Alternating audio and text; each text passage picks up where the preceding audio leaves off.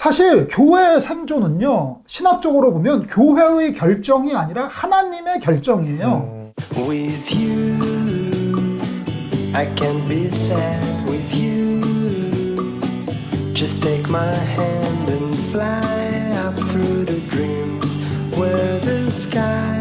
다음으로 저희가 좀 살펴볼 안건은요. 이번에 그 감리교 교단지에서 좀 다뤄지고 있는데 그 협성대 문제입니다. 그 협성대 그 박명래 총장이 직원에게 욕설과 폭행을 한 것으로 학교 안이 좀 시끄러운데 교단은 여기에 대해서 원래는 5명의 이사를 파송하는데 지금 한 8명으로 확대 파송을 해서 이 문제를 좀 해결하려고 하는 것 같습니다. 과연 이렇게 확대 파송하는 어떤 이런 방법들이 협성대의 사건을 좀 마무리 지을 수 있을지 여기에 대해서도 목사님 한 말씀 부탁드립니다. 이번에 이제 협성도에서 총장 관련된 사건이 있었어요. 네. 이 총장의 이제 욕설과 폭행 관련된 사건이죠. 직원에 대해서 이제 욕설하고 폭행했다는 건데 이 네. 총장이 이제 박명래 총장이 상동교회 장로입니다. 네. 상동교회 장로라는 거가 바로 이 사건의 어떻게 보면 좀 핵심이라고 볼 수 있어요. 네. 협성대에 교단이 파송하는 이사를 5명에서 8명으로 늘린다는 건데 네네. 그게 무슨 의미를 갖냐면은 현재 이사 정수가 15명이에요. 네. 근데 8명이라는 건 뭐겠어요? 과반수 이상을 하겠다는 거죠. 네네. 그 얘기는 뭐냐면 이사회를 교단이 먹겠다.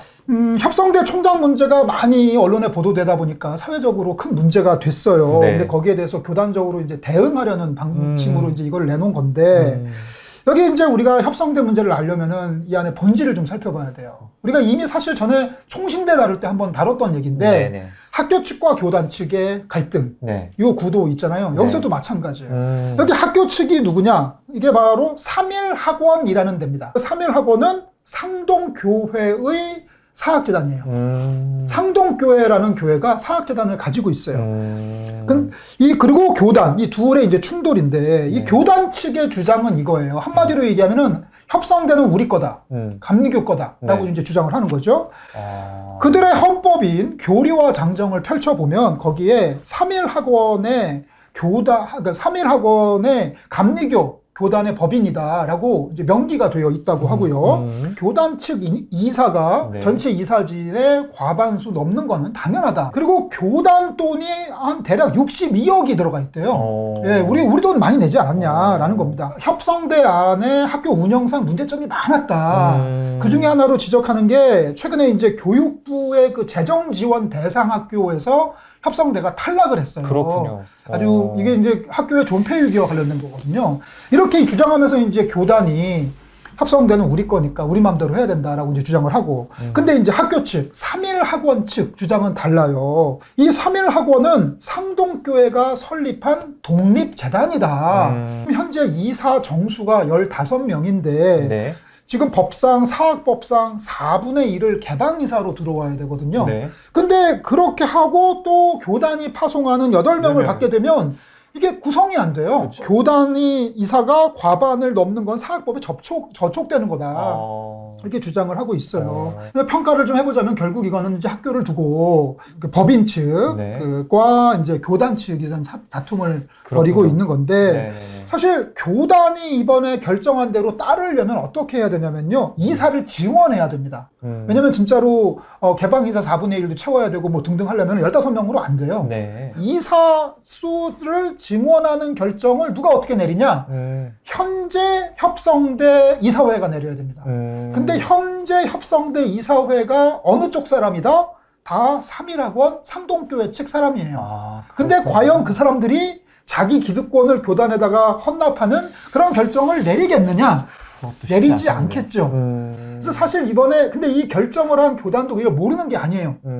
교단은 뭐 했냐라는 명분 쌓기용 액션이라고 보여주기 식으로. 볼 수밖에 없고 또 결정적으로 뭐가 있냐면은 이 삼일학원 즉 협성대 그 학교의 이제 실소유주라고 할 수 있는 네. 이 상동교회가 네. 보통 교회가 아닙니다. 감리교회의 역사 그 자체라고 볼 수도 있고요. 엄청난 역사와 영향력을 가진 교회이기 때문에 네. 이 감리교 교단이 상동교회와 등을 지면서까지 극단적으로 갈 가능성은 참 없다라고 보여지고 제 생각에는 뭐 두루뭉실하게 뭐 넘어가지 않겠냐. 좀 이렇게 비관적인 전망을 해봅니다. 교단과 어떻게 보면 재단 간의 줄다리기 싸움 같은데 네. 그 가운데서 좀 그 직원분들하고 학생분들이 좀 피해를 좀 입지 않았으면 좋겠습니다. 아무쪼록 협성대 문제가 좀 잘 좀 마무리될 수 있기를 저희도 바라도록 하겠습니다. 저희가 마지막으로 좀 이야기를 좀 나눠보겠습니다. 감리의 입법 의회가 마무리가 됐는데 전반적으로 보시면서 좀 목사님의 총평을 좀 부탁을 드리도록 하겠습니다. 변화된 세상에서 교회는 어떤 선택을 할 것인가? 좀 이런 고민을 했어요. 근데 두 가지죠. 변화된 세상, 교회의 선택. 두 가지인데. 그렇죠. 세상은 변합니다. 예, 하나님이 태초에 천지를 창조하신 이래로 세상은 계속 변해왔어요. 네. 예수 그리스도의 십자가와 부활로 교회가 탄생한 이후로 교회는 계속 변해왔습니다. 예, 세상도 변하고 교회도 변해요. 특별히 최근의 변화들 보면은 일단 코로나 이후의 삶은 코로나 이전의 삶과 엄청나게 다를 겁니다. 그렇죠. 다들 그렇게 얘기를 해요. 네. 교회 상황도 마찬가지입니다. 옛날 교회로 돌아갈 수 없습니다. 네. 바로 이 코로나라는 계기가 지금 이 개인화 성향, 네. 혼밥, 혼술, 뭐 비혼 네. 뭐 등등으로 나타나는 이런 개인화 경향을 더 촉진시켰고 그리고 이 노령화 현상 네. 전반적으로 이제 아기들은 덜 태어나고 그리고 연령은 늘어나고 수명은 늘어나고 하는 이런 현상 중에 교회에 젊은이는 줄어들고 연세 드신 분들만 많아지고 하는 이런 흐름들 네. 이 세상의 변화죠. 그러면서 특별히 젊은 층들을 중심으로 해서 탈종교화 경향이 강해져요. 네, 세상이 더 이상 교회를 신뢰하지 않는 세상이 됐고 그 바람에 교세는 점점 약화되고 있지요. 네. 또 무엇을 선택할 것인가? 사실 둘 중에 하나예요. 생존할 것이냐, 선교할 것이냐. 생존은요 내향적이에요. 네. 그 얘기는 나부터 살자예요. 네. 선교는 외향적이에요. 밖으로 나가자. 네. 예, 복음을 전하자. 뭐 이웃을 돌보자. 이게 이제 선교잖아요. 이게 방향이 달라요.